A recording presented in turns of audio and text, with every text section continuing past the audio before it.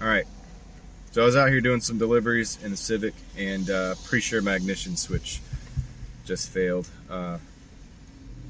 Anyway, I'll show you the symptoms. I have to hold the key forward to keep the car on. Anyway, I can start it. I'll show you. Let me just show you. Alright, key forward. Alright, I'm holding the key forward, and I'm gonna let go, and that happens.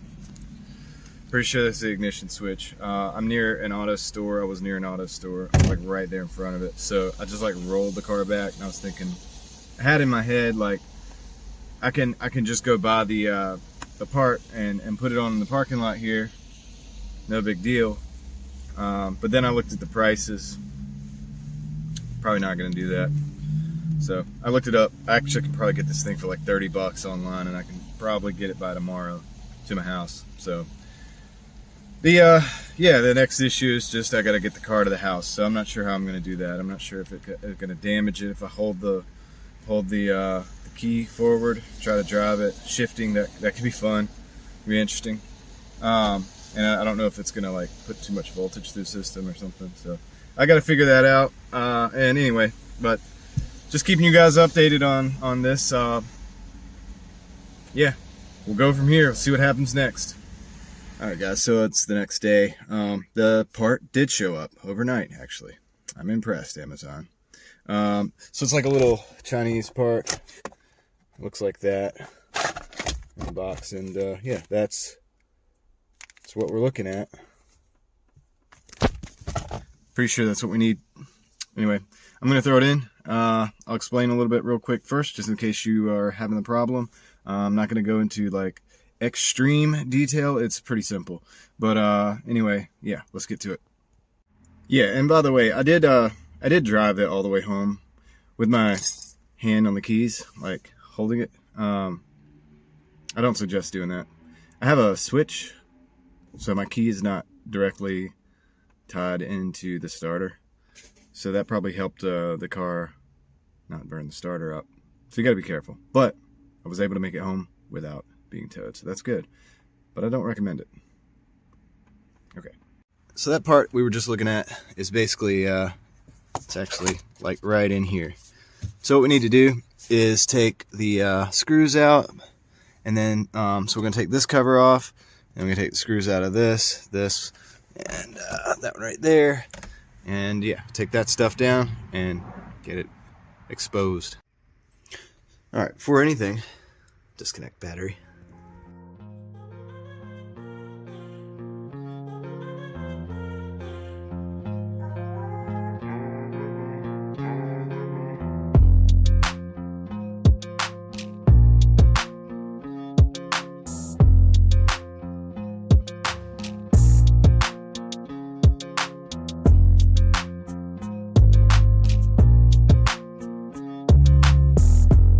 Stuff out of the way. You can see the actual part. This is the switch, so it goes there, and it's like routed underneath. And I'm actually going to take this off to get it out of the way. So to do that, probably not going to show you doing it, but there's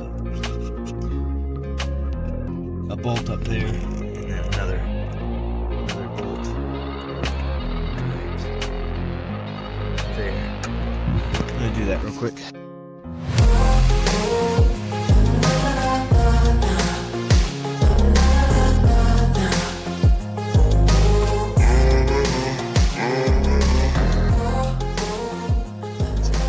See, comes down here, and it's held on by various like zip ties and things. So there's one right there, for example, right there where my thumb's at, and then there's other stuff in here that's not normally here, but basically it goes right there, that brown connector that you see, and then up here, that brown connector. All right, so yeah, I just spent like 10 minutes.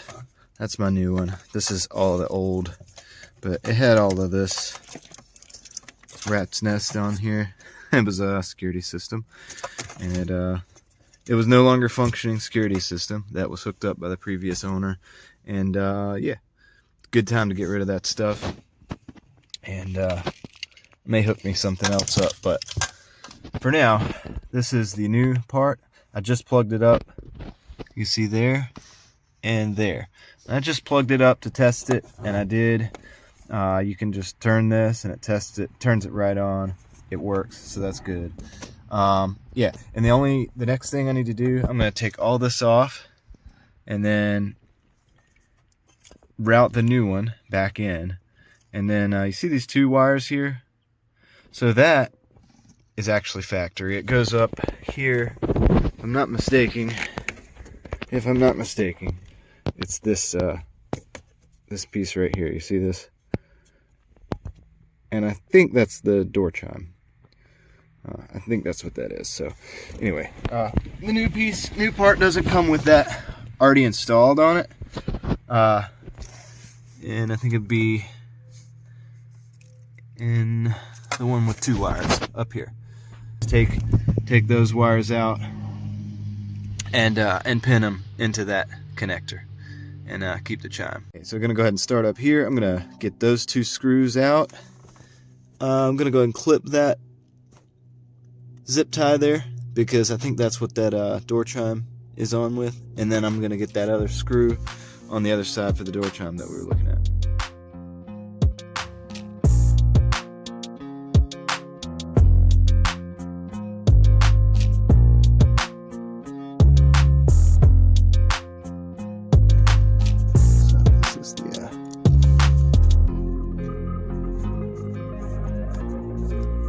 I was talking about here. Just get that little tiny screw, keep up with it. Alright, there's one more piece up here. This little guy right here. That just needs to be squeezed so that the wiring harness can come out. Alright, so once that piece is squeezed and pushed through, you're pretty much free.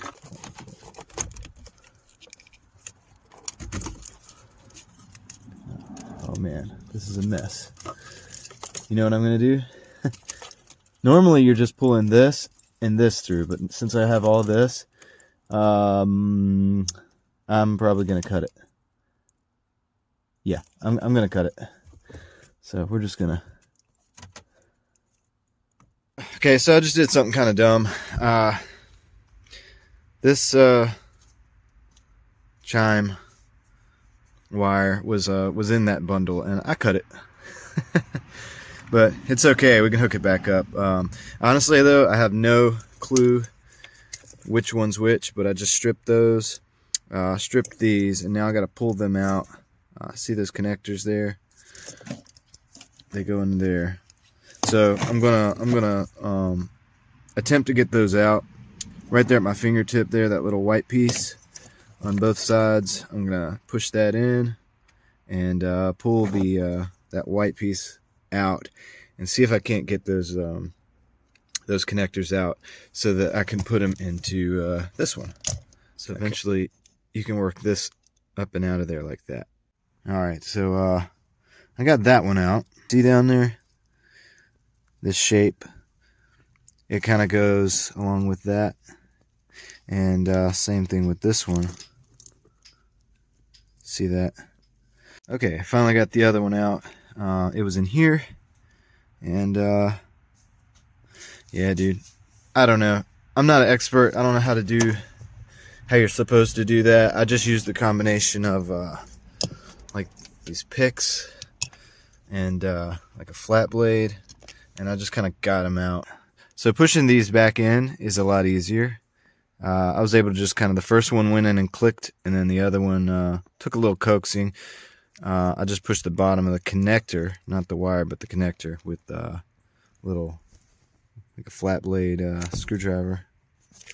And yeah, so they're in there. And now I just need to widen them out a little bit so they'll go onto the blade when they go to get plugged in, but should be good. Now the only other thing I got to do is I got to hook these wires up to the other one, to the rest of the chime wires, and I have no idea which way they go or if it even matters. So I'm just gonna pick one and go with it, and we'll plug it in and see what happens. All right. So I probably should maybe solder these or something, or use some heat shrink on these later on. But I'm just gonna do this, put some electrical tape on them, and send it, and we're gonna see what happens. All right, so got that back in. The switches in. The cable's under here. I'm going to secure with another zip tie for now, but I got to test this chime. So I did hook it back up over here with the little screw there, and let's check it out. See what happens. Key in the ignition. It works. Okay, so I either did it the right way, or it doesn't matter the direction, but that's cool. All right, cool. So also that all works, and neutral. I gotta hit the switch, but so what? No check engine light? Huh. Cool. Anyway, so yeah, there we go. So I'm gonna go ahead and yeah, it works. Take the key out. I'm gonna go ahead and put this back up, and kind of zip tie right there would be great, and then yeah, and then we'll be good to go. Put it all back together. I might clean some of this stuff up before I put it in, but she's fixed. Runs, starts. I got rid of all this garbage that was not even really functioning. So yeah, there's more to it actually too. So yeah, enjoy your cars, guys. Go for a drive. Until next time.